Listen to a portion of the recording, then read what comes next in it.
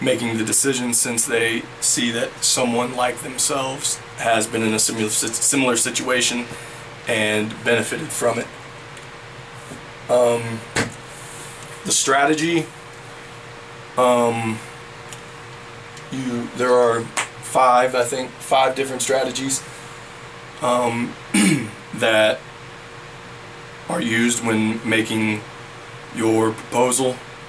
And the first is the identification theory, and this states that the more identifiable you are with the respondent, the more likely they are to accept your proposal.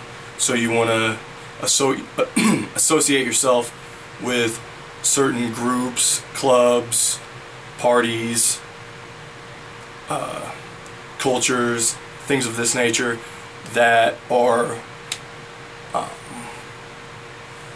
part of both of your lives, so that you can build some common ground with the respondent and make them accept you as the interviewer, which will better their idea of your proposal.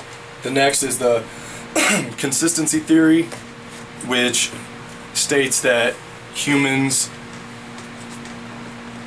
are naturally want to be consistent in what they do, and you really want to point out inconsistencies these people have made and what your proposal will do to help this. For this theory, you want to point out inconsistencies, such as you made a donation of this much this year, but you didn't make any donation this year. And when you point out little inconsistencies like this, they'll be more willing to try to right that wrong. The inoculation theory states that it is easier to tell someone that information that they've received is inaccurate, or there are falsehoods in some kind of information that they have received, and it's easier to take this on a primary note as opposed to a secondary note if you realize that there are bad rumors about your company or your organization that someone is giving out. You need to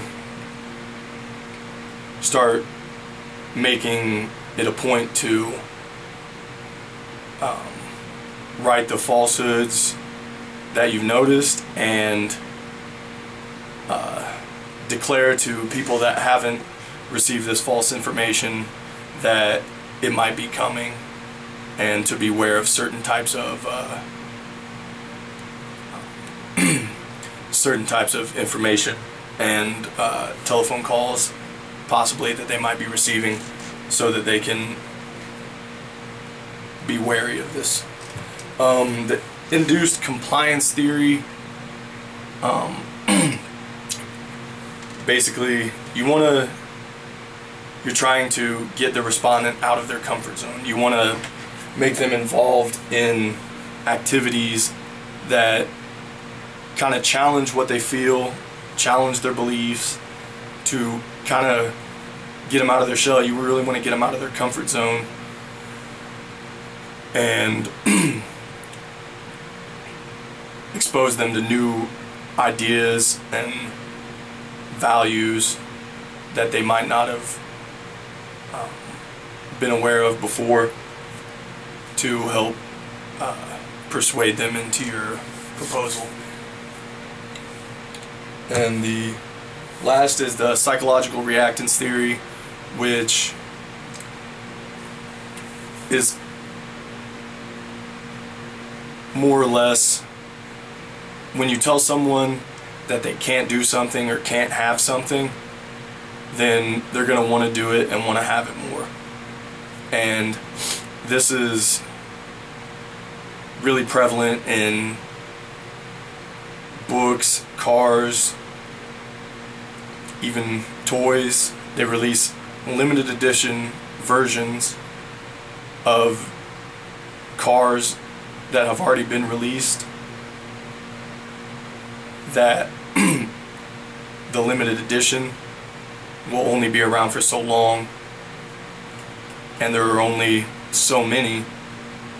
People are going to want it more because it's scarce and they don't know if they're going to be able to get their hands on it. And when you're using this tactic, you want to